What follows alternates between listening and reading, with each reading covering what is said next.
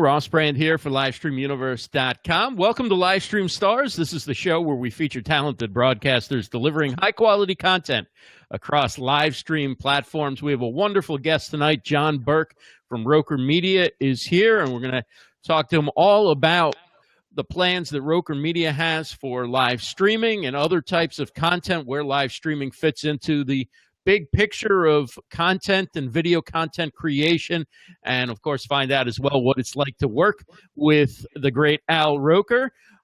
We do want to tell you before we go forward that tomorrow is the end of the voting for South by Southwest. As you probably know by now, Coach Jenny, Karen Graves, Monique Johnson, and myself have proposed a panel for South by Southwest on Facebook Live for Business. Facebook Live, build tribes, and actually make money. We actually share insights on how people are using Facebook Live to benefit their business and build their brand. And we would love to share that with everybody at South by Southwest. We've done 15 days of content, so we haven't just begged for your vote. We've gone live every single weekday during the voting period, and we'll be live again tomorrow morning at 11 a.m. Eastern with our final show. So how do you vote for us? It's easy. Just go to livestreamuniverse.com, livestreamuniverse.com/SXSW, livestreamuniverse.com/SXSW. And we'll share that again and again, I'm sure, during the show. We really, really appreciate all the support and would love your vote. And let's bring in our guest. Tonight's guest is Mr. Jon Burk, and that is his Twitter handle, at Mr. Jon Burk from Roker Media. He's the head of, you're the head of everything, basically. You do content marketing, you're involved in programming, you produce. I think you go live when Al isn't able to do the weather. Right. No, I write the weather for him, actually. In fact, a couple of days ago, I think it's Tuesday. What day is this? Thursday. I was traveling. I was traveling to go to see the eclipse in some small town in Missouri, and got to see it in the path of totality, which is pretty cool. Wow. And then I came back and I stayed with a friend in Chicago, and I had Al doing some voiceover work as well as doing some drop-ins for his book. He's got a book coming out called Al Roker's Extreme Weather. It's the first one that he's done for kids, actually.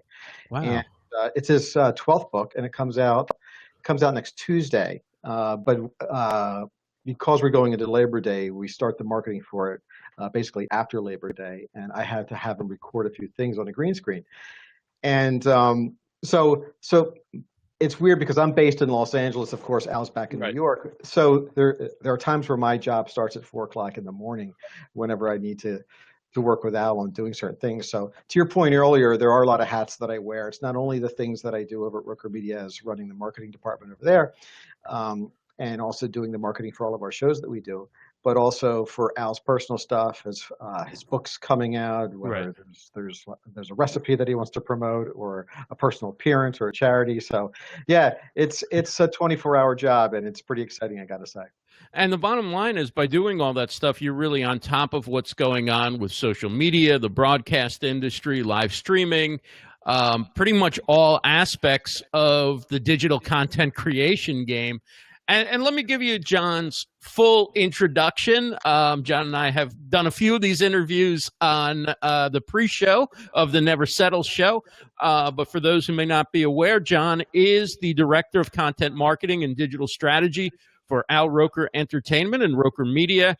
And since 2012, he's been responsible for adding the digital and social broadcasting elements to the slate of traditional TV programs and branded content produced by Roker Entertainment. More recently, Jon played a key role in founding Roker Media, taking a deeper dive into the data-driven digital content creation and consumption, expanding Roker's live streaming and social broadcasting capabilities, and embarking on a mission to create quality short and mid-form premium video content for brands and storytellers. Of course, if you get into any video conferences like Summit Live, VidCon, Playlist Live, Streaming Media West, you'll know Jon is a fantastic speaker. He also has extensive experience in the music industry. He's managed retail marketing for major record labels like Capitol Records, EMI, BMG, and now you're putting all your coin behind live streaming, or not so fast? It's funny. Well, that's a great intro. Who wrote that? I don't know. I don't know. That's really good. Great That's really job. good. I really like that. Yeah, that's pretty amazing. I gotta say, I hope it's all true. Anyway, boy, I'll tell you, with that kind of a lead-in, God, it makes the music industry look like it was easy back in the day, you know, and it was for the most part. We would put records into record stores, and that was it. But you know, that went away, and I had this conversation earlier with Ross about the fact that disruption is really hitting on every piece of content creation that's out there. Now, one of the things that came out of VidCon that I was very cognizant of is basically everybody's trying to be YouTube.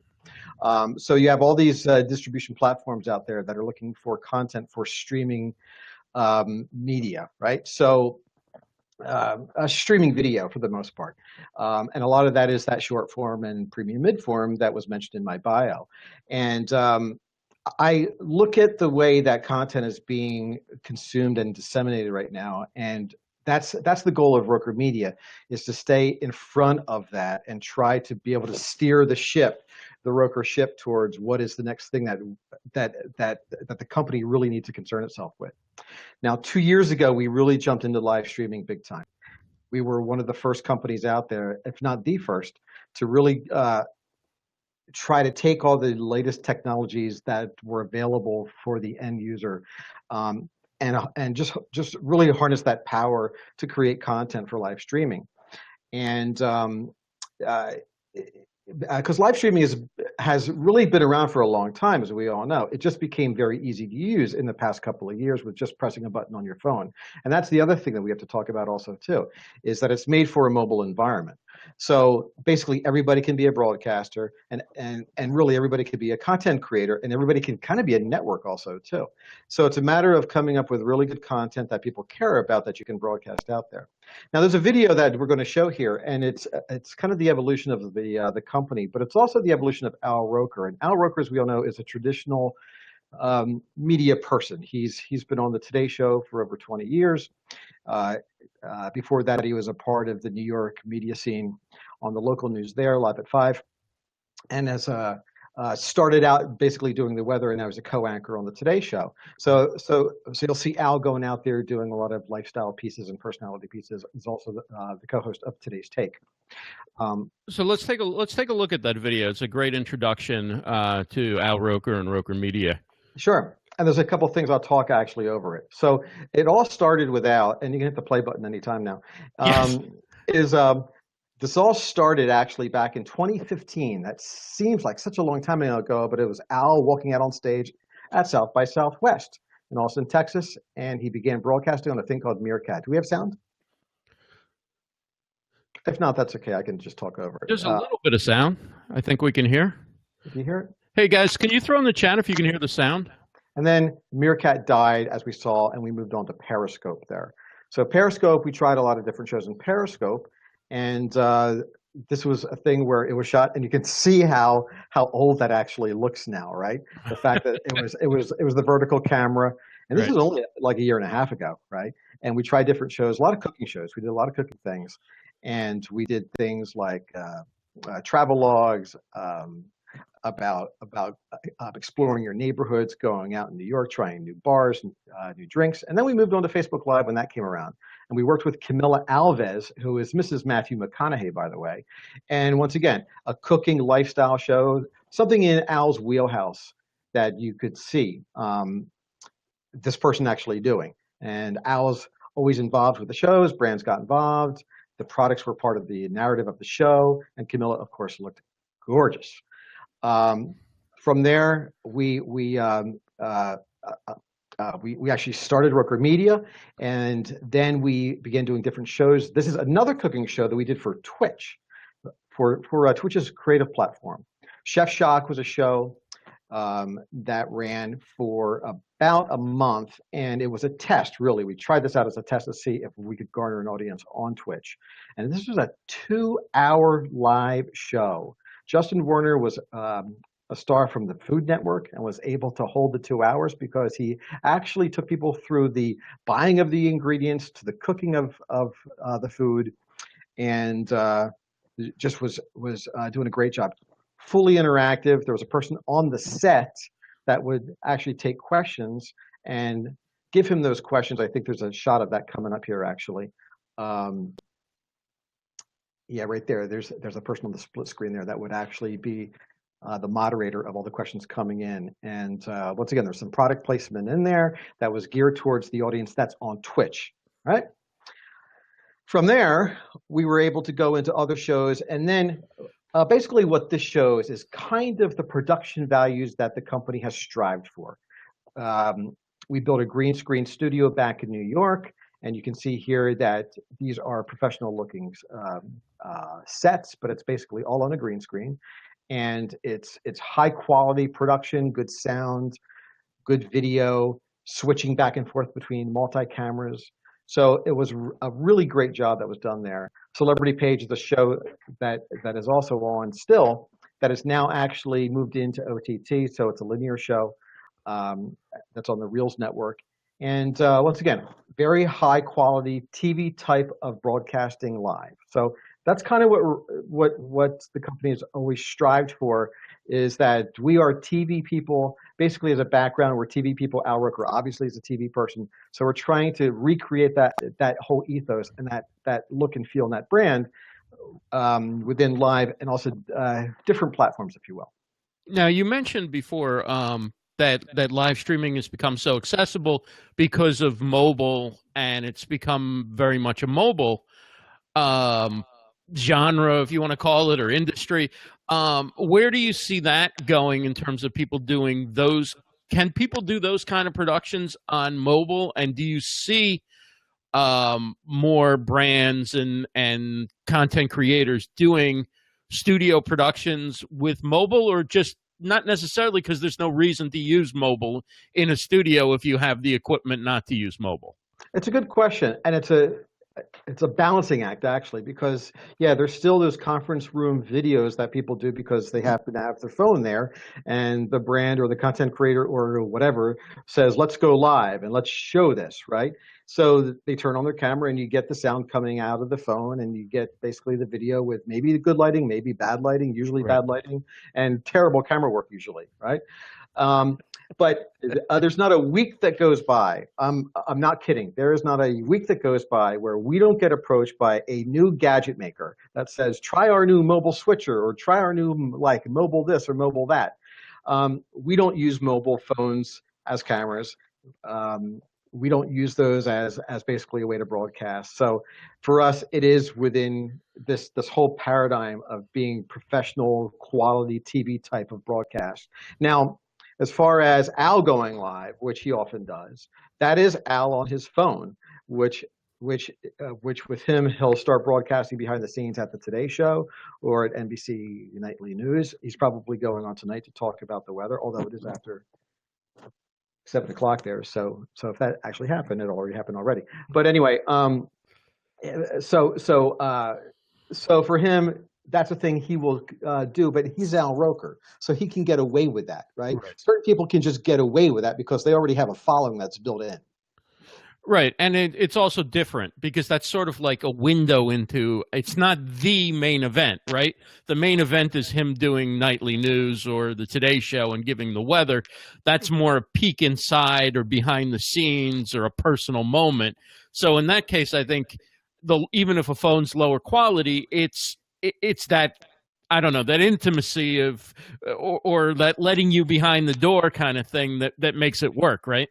You're absolutely right about that. In fact, there's times when I have to tell clients where it's better for them to go raw, right? So without all the bells and whistles, without the lower third graphics, without all of the great looking stuff that, like, say that you saw firsthand on the Mario Armstrong show on Never Settle. Right. That looks really, really good. That was really good quality TV stuff, and that's the way it was intended to look, right? But there are certain things where at times you just want it to look very raw. So it's okay to go live on your phone.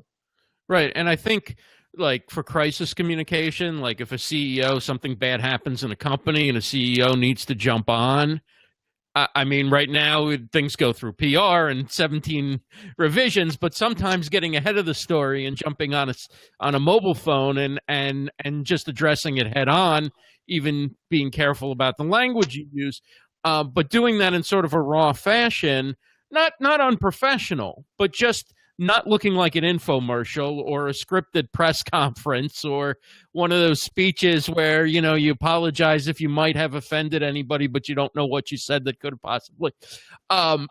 If you did that right away on a mobile phone, the ability to put out fires, I think, would be incredible. And there's a great use case, I think, for, going raw and not going overly produced. No, true. That's very true. In fact, that's the in the moment kind of live that everybody Right. kind of likes now, and it's the live that works. Okay, because once again, this is a scrollable medium. Okay, Right. it's mainly consumed on mobile, and we're scrolling through our feeds, and we stop to see the stuff that might be in the news right there, right then. And I'll give you an example. Last year, I was back in New York, and maybe it was this year, when that guy began to scale the Trump Tower. And Luke Watts and I, we went down there and we checked it out. I was back in New York at the time. And basically everybody was broadcasting. Everybody. I mean, it was on CNN, MSNBC, Fox News, the local news channels. It was everywhere. And everybody had their phone out and they were all doing the exact same thing. So that's the kind of thing where really, I think the value of live is the in the moment stuff. And the in the moment means the breaking news, the things that really are in the conversation at the moment. So if it's on Twitter and it's live, yeah, you want to watch a video of it. If the hurricane that's actually approaching Texas becomes one that becomes devastating, then you're going to want to watch a video of it, no matter Right. where you are. Sports, I think sports are fantastic. Well, sports you have to watch live. There's no point to going back and watching like day old sports. It doesn't. It's just stupid. Okay, I already know what the score is probably. Okay, unless you go in and hide. Unless you avoid all social media for 24 hours and all human contact, right? Right, it's impossible, right? So yeah, imagine watching sports the next day. So for me, I think that the win right now for live is actually the in the moment type of broadcast, and I like what Cheddar's doing. Cheddar's a network, and Cheddar actually is the first and only live network, and they're doing a killer job. Cheddar is on my feed when it comes into Twitter. And also, it's on Pluto TV, okay, which is an app that I like, and it's also available as like an OTT app as well. So Cheddar's doing it right. It's a subscription model, and it just keeps on expanding.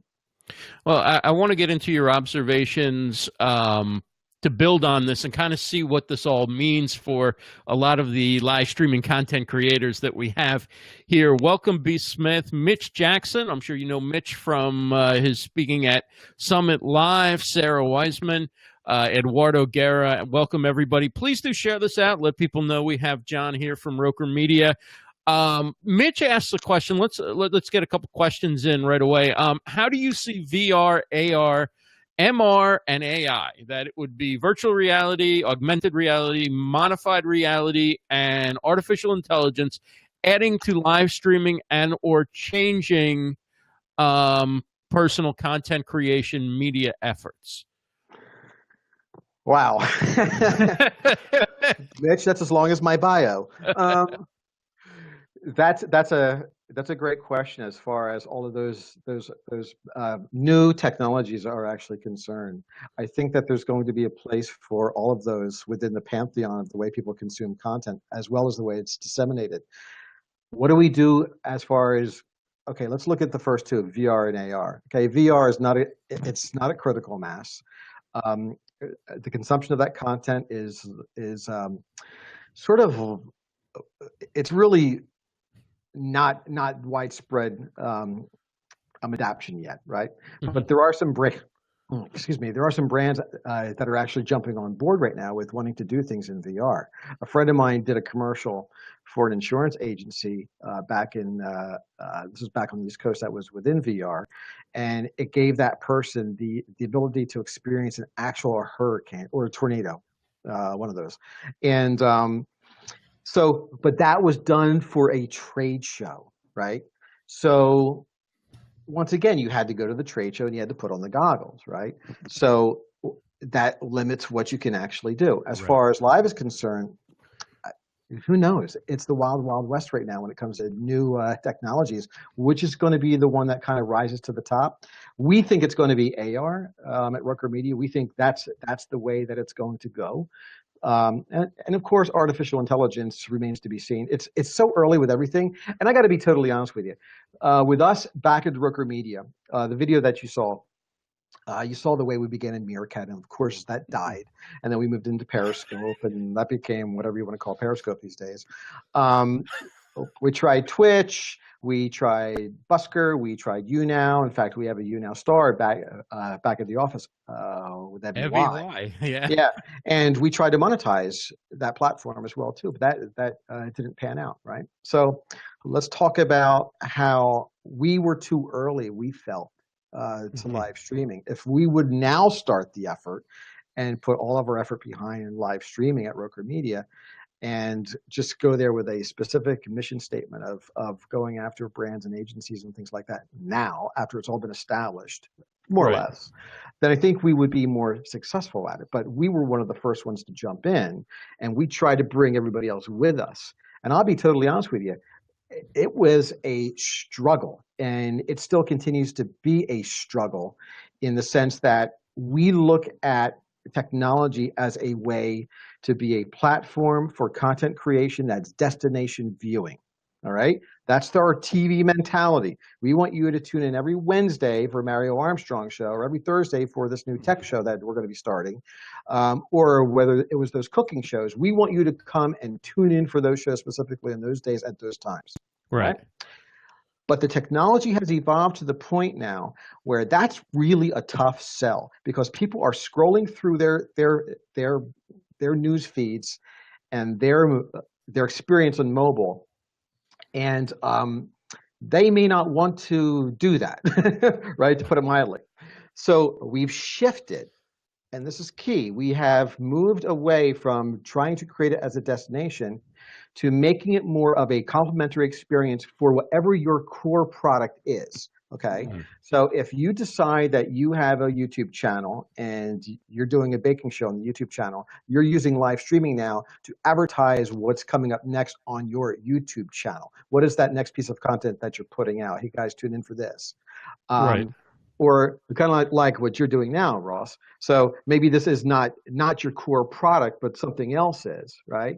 And I'll use Al's book as the example. Okay, first children's book that he's ever done. So right now I'm trying to think of ideas on some things we can do with some with kids out there. Maybe try to network some schools together, right, as we get into the fall.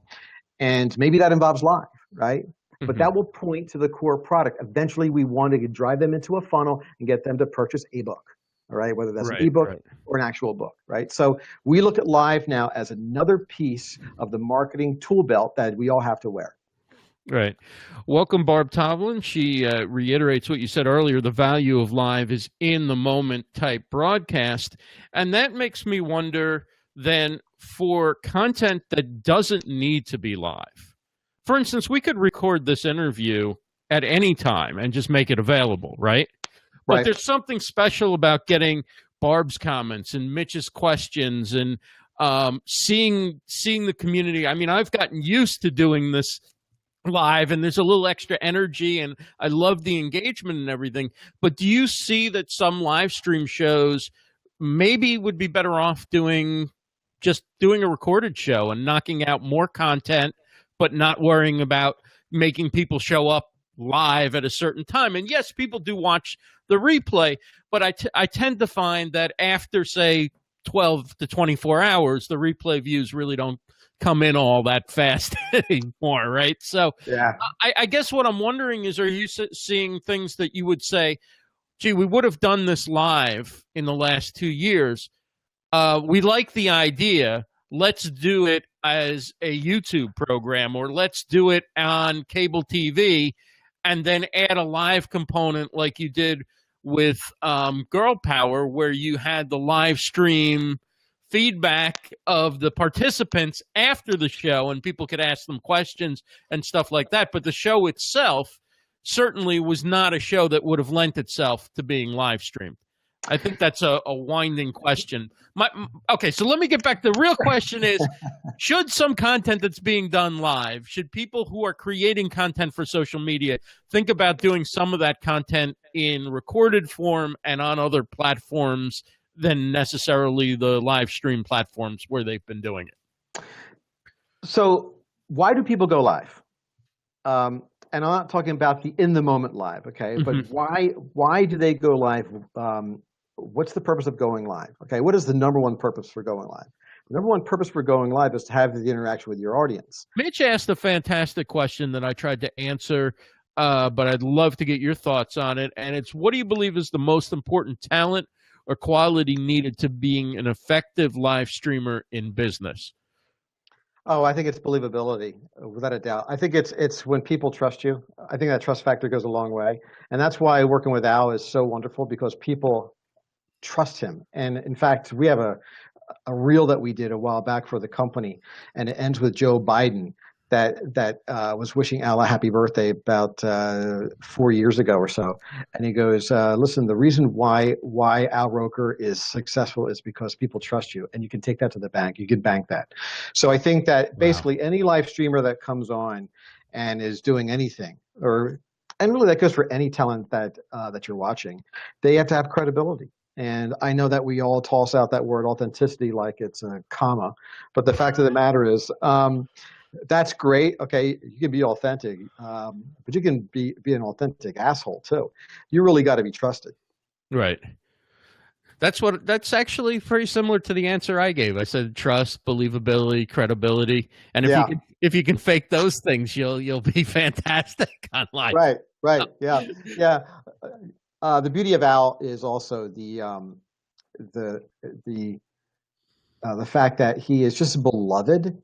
Yeah. Eduardo asks, would it be a mix of VR and live streaming in the near future, or in the next phase? Like, where does VR fit in? Is that going to come into live streaming, or is that just a completely separate genre of its own, and the two wouldn't really mix? No, I think it has to be. VR needs something else. Okay, VR is great. I love VR. I like going into VR, but VR is isolating.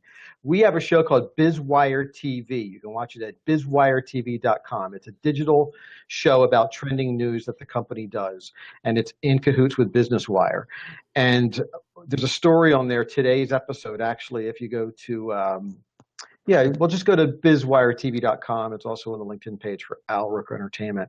There's a good story on there about this company that is launching. It's called VR Studio. They're launching a new game where you can play with 8 players, actually. And finally, that means VR is like becoming a community, because right now VR is a solo experience.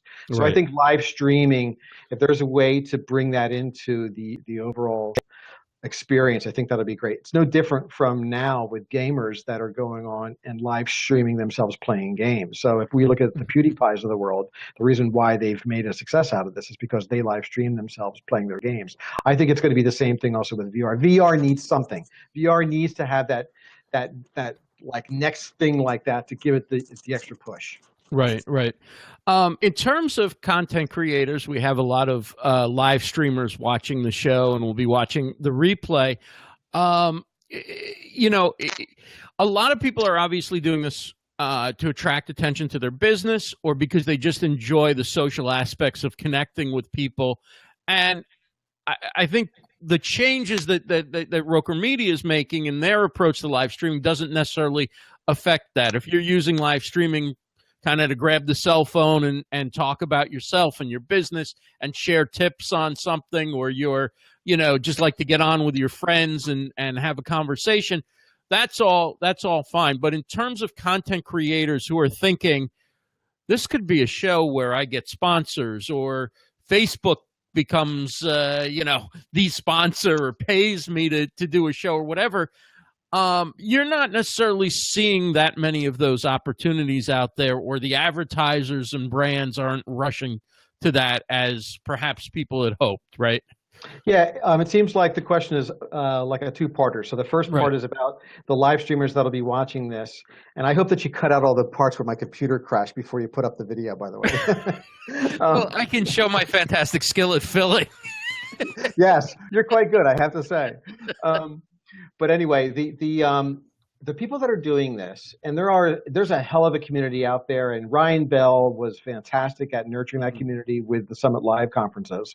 The first one especially I thought was fantastic. The one that was in year number 2 in San Francisco showed kind of the evolution of where it was going as well too, with people now actually creating more content. First year was about the novelty of going live and holding a camera up and talking back to your camera. Okay, the second year was more about doing that, but also now actually having something to say, right? And actually being like a destination.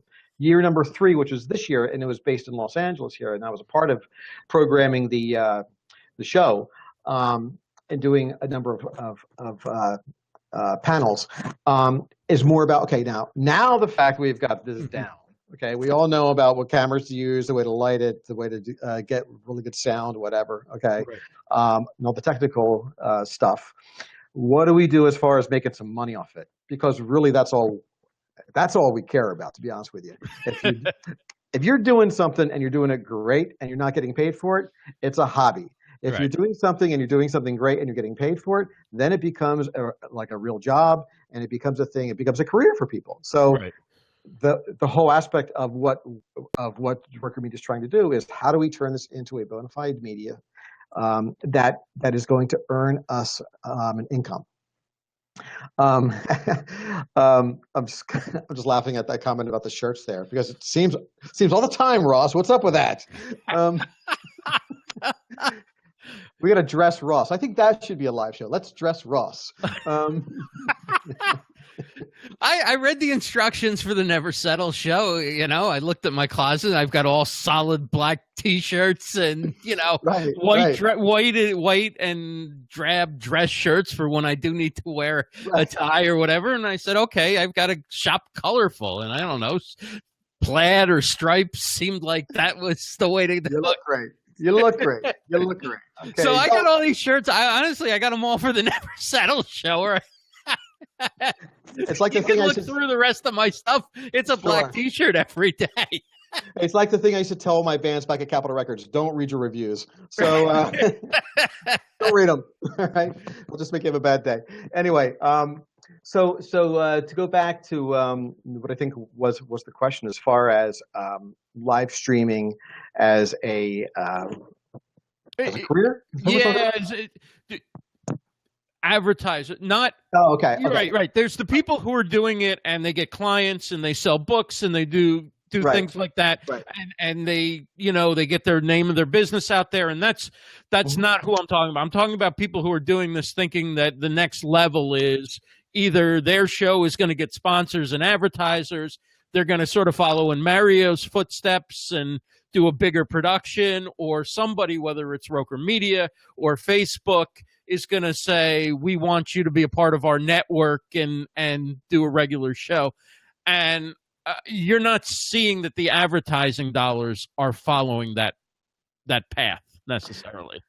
That path is extremely hard. It's extremely tough. There are some people that are doing it very well. Brand Live, based in Portland, Oregon, is doing it very, very well. And they just did a show last week for a local retailer in Portland that was launching a flagship store, but also they were coming out with a documentary, and they did a great job. They have they've got a production crew up there that is by far the best out there, and they just do a really, really great job.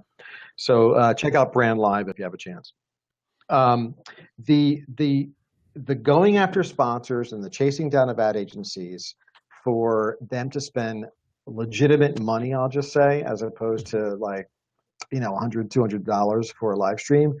That is a real struggle, because agencies want to, because there's a whole built-in desire to control the narrative on the part of a brand. Okay. And I totally get that. When you go live, you're not always in control of what that narrative is going to be.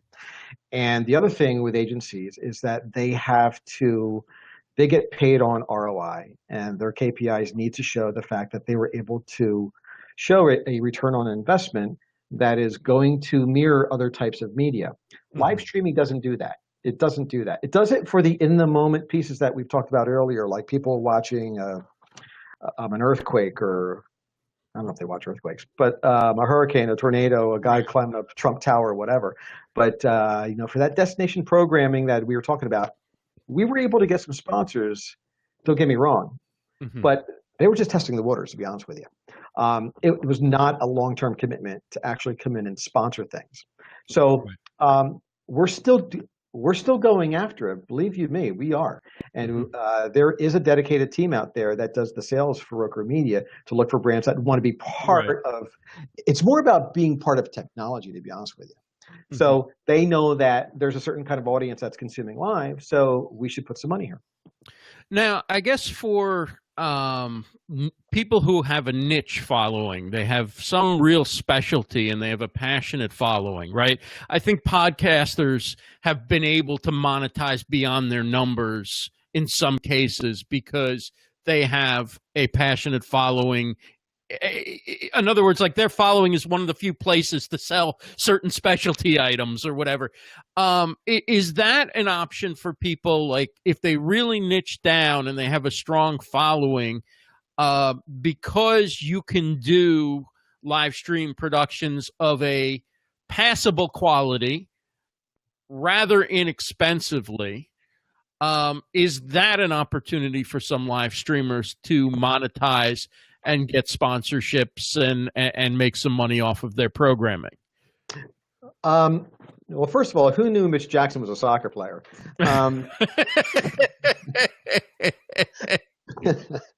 And secondly, thanks, Mitch. Thanks for joining us. Sorry. It's tough. I get pitches all the time for programming that actually come into the company, and so many of them are so good, and people are so earnest, and I really, really believe in what they're trying to do. There's a lot of people that are like Mario that are trying to help other people, and I just love that to death. Right? It just speaks to my heart. But the fact of the matter, at the end of the day, we are running a business, right? So there are three things that we kind of look at now, and not just with live streaming, but also when the thing that you have to understand is we are a television company. We do TV shows, and we've actually been around since '94 doing television shows for traditional media. So the show that you mentioned before, Girl Starter, was one on TLC, this past springtime. Sorry about that. Someone there might have been, but the rest of the people were watching on TLC.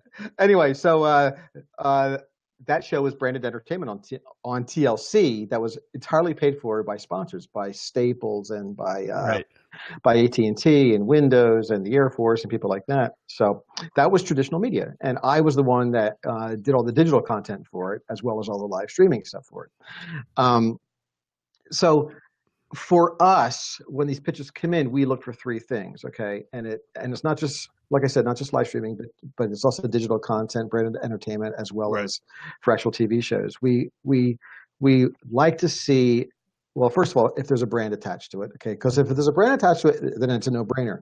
That means that it's going to get made, all right? And it's just a matter of coming up with the right creative to get it done. And then we look at the platform it's going to be out, that it's going to be broadcast on. We look at the talent that we're going to employ. But if a brand is here, we want to make this, let's make it. Okay, then we're not going to turn their money down, really. Is that usually the brand pitching it, or is that somebody's gotten the brand on board and says, help me make this? Well, the brutal truth is a lot of times it's PR companies, right? So PR companies actually have good budgets, right? It's not always ad agencies, right? But there are PR companies out there that, believe me, it's really tough to be a PR person these days because you have to cut through all the clutter out there. And you got to get to your bank of writers and your producers and things like that and get them interested in your story. Now, you're just one of 100 other people that are doing the exact same thing, right? So it's a tough sell to get a story out there, right? To get a story placed, right? You might know Carrie Flynn at Mashable, right? And Carrie might love the angle that you're pitching her and say, okay, let's do a story on this. But that's tough, right? So I think PR companies are a good target for going after dollars sometimes, if you can show the benefit to them as well as to the brand that you're trying to get on board, right?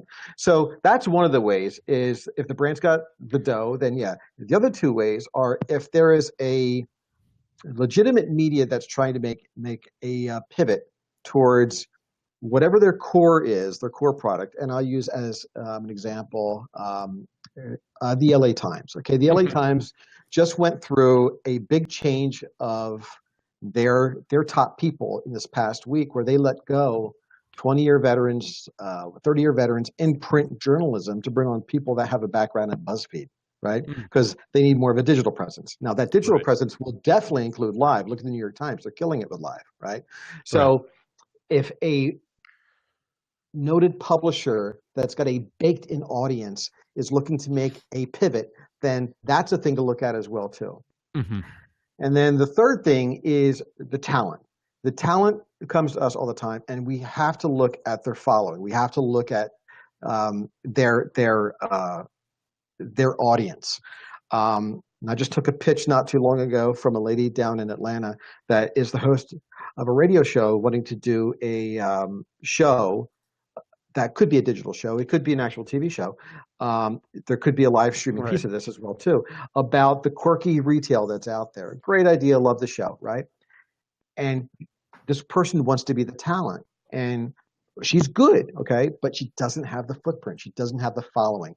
That, for me, would be such a hard sell to go back and say, hey, we want to do the show. This is my talent. And they only have 10,000 followers, right? And there might be people watching or listening that think 10,000 is a lot. It's not. We got to be way up there. You're talking Facebook page, Twitter account, all these accounts got to be big numbers is what people need to shoot for? Or are you also digging down into, are they engaged followers? Are they, is the activity there? Or is it just get the numbers and then you can worry about the rest later? Well, you know what? Sorry, I always ask the truthful question. Ross, that is such a great question because of the fact that you're right. For me, I can like take all this data, right, and like break it down. I can show them this great engagement, right? But it's funny at the end of the day, and this is not me speaking. This is actually people that are speaking to me. They look at the big number. They still look at the big number, and shit. That's right. Sorry, that could be all bots, right? Right. Like Donald Trump's following. It could be all bots, okay, that are following him, right? So the fact of the matter is it's got to be a legitimate number, but really they look at the big number first, and they will just not even take your pitch if it doesn't look like the numbers are big enough. Right. Even though if there's no activity going on, then you can't really deliver anything on those numbers, but I get it. I get it. I mean, so we do have a question here. What are good followers without engagement? I guess it's more of a rhetorical question, right? Like, what are the use of followers if they're not paying any attention or participating or buying anything, right? So it becomes a game of numbers and a game of percentages at that point, okay? Because we look at when we were putting out content through Facebook Live, that we were going with publishers with at least 2 million followers, right? And that was a totally arbitrary number, but it was our starting point number for like looking for people to work with that we would put out live content with, because we figure that we would get 0.5% of those people that would be generated as live viewers, right? Right. And I think that actually played out. We actually were able to witness that with Mario's show, right? Was the fact that the concurrent viewers that worked out to 0.5%, right? It's not even 1%; it's 0.5%, right? So of your total followers, and that became kind of our benchmark for looking at the type of publishers that we were going after. Are you looking at like the entrepreneur pages followers versus the concurrent viewers? Okay. Yeah, that's absolutely true. Yeah. But then also too, all the shares we got hundreds of shares on that show, right? So then we would take all those numbers as well too. And we could still extrapolate out that same algorithm almost. It's not an algorithm, but like the same percentage number would also come out of those numbers as well too. And that became kind of our standard at looking at the way that, okay, so this gives us the idea of who to work with in the future on Facebook, depending on the size of their audience. So the question that came up is, what good is engagement? Or I'm sorry, what good is the numbers without engagement? You sort of get the engagement as a percentage, okay, if you can get the number high enough. Right. With everybody who's going to want is already like, I can just feel the pitchforks out for me, like, ask the damn question already. So is the Never Settle show coming back? Do you have any information about when another season, or if another season's coming? Yeah. So the last I spoke to Mario, he took a long vacation after that show. I'm not sure if people watched that show or not, but you saw it firsthand. I saw it firsthand. People in this community love the show. I mean, this is like our Super Bowl. I mean, yeah. And Mario killed it. The man is a bundle of energy, and he just, I watched the guy just work his tush off on doing that show. It was just amazing the amount of energy that he put into that. Because not only was he doing the show, and he had to plan out all the pieces and stuff like that, and there were a lot of pre-recorded pieces, by the way, too. Okay, so that speaks to my point actually earlier, that there's a good balance between live as well as pre-recorded. So a thing to think about when actually coming out with your content. But there will be a second season. We're in talks now with it actually not just being live streamed through Facebook, but also going on television as well. So it would be. So this might actually be actually playing. Excuse me, it's been a long day. On a cable network. Wow. Well, that's fantastic. Right. So that's the chatter right now. This stuff all has to come together. There's a lot of spinning plates out there. You think we're 6 months away from another season, or maybe closer than that? I think Mario wants to get this in before the end of the year, to be honest with you. Wow. Oh, that'd be fantastic. Yeah. So believe me, this is just things that are not confirmed yet. So right. So I'm sure that people will be asking specifically on those dates, and I don't know those dates yet, but we're working on it. Right. As well as I told you earlier today, we're working on another conference that's going to happen probably next spring. And unfortunately, I can't go into details as the major players, but if people are aware of last year, we did the live fronts with Roker. That was invitation only. And that was our attempt to bring live streaming up to a notch where it was put in front of advertisers and marketing people and like very important companies and media. Right. So that way they could see the fact that this is a bona fide media and it's time to monetize this. Mm-hmm. So the live fronts was very successful. That was last October.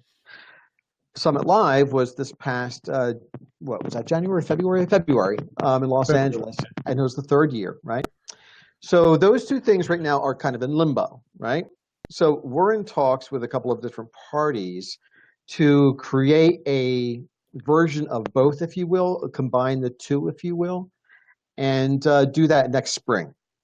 And that's all I can say on it. Yeah, Tachi asked, will the live fronts be back? So the live fronts could be back with Summit Live.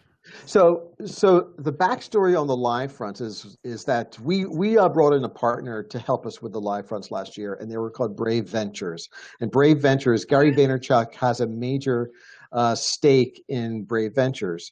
Brave Ventures got sold last year to Turner Broadcasting. So Brave kind of got integrated into Turner. So that changed everything up, right? So the live fronts, we love the live fronts. A lot of people love the live fronts. We had some great people there, including Gary V. But the fact of the matter is now that Brave, which actually kind of did, like they actually put it together. And we were actually there as a partner. In fact, if you saw the promotional stuff for the live fronts, I shot all those within the green screen studio. I did all the talking heads, basically with all the thought leaders out there from ad agencies and things like that. So that was a lot of fun doing that exactly a year ago. But, it's going to come back within a certain form, and it might not be called that anymore, but called something else. New York this time, or LA. That's $1 million question. I'm actually pushing for, so for me, okay, I'm pushing for Los Angeles for one reason and one reason only. We have more startups out here in the tech space down in Playa Vista, where you've got Facebook and YouTube and Snapchat and Twitter and everybody else that's down there, as well as all the content creators and the studios. See, for me, I want to get the studios on board. Right. And I want to get all of those, like that West Coast mentality, to be much more of a player within the space. If you go to VidCon, which I do each year, I spoke at VidCon this past year, and the energy at VidCon is so wonderful. I wish VidCon would just be a weekly thing, right? Because it's so good. I mean, there's so much good energy of people creating content, right? And it's for all platforms, not just YouTube. But now brands are coming into it. It's becoming like a little Comic-Con in a way, that brands are coming into it, agencies are coming into it, and they're seeing the power of this democratized world that's making all this great content out there. Right.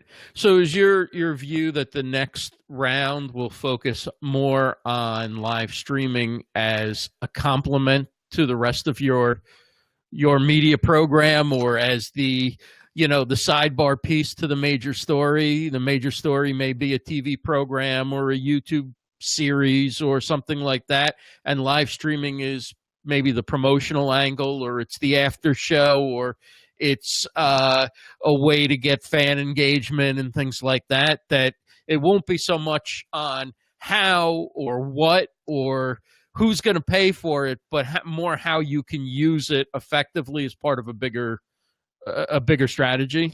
Yeah. So yeah, you actually answered the question. But the fact of the matter is, okay, if we look at where the company's going with Roker Media, that hey, we spent a year plus immersed in live streaming, and it was really, really hard to monetize destination viewing. Okay, and let's make sure that we're very clear on those terms there. Okay, destination viewing, wanting people to tune in at a certain time on a certain day, right? That was sponsored by whoever. Okay, Procter and Gamble, right? That was a tough sell, right? Because the audiences were not at the level that a lot of these companies will put a lot of money behind them. Right, so it was a tough sell. Right, I think that if Ross Brand was live every single day, 24 hours a day, and had different things, kind of like what Cheddar does, or if there is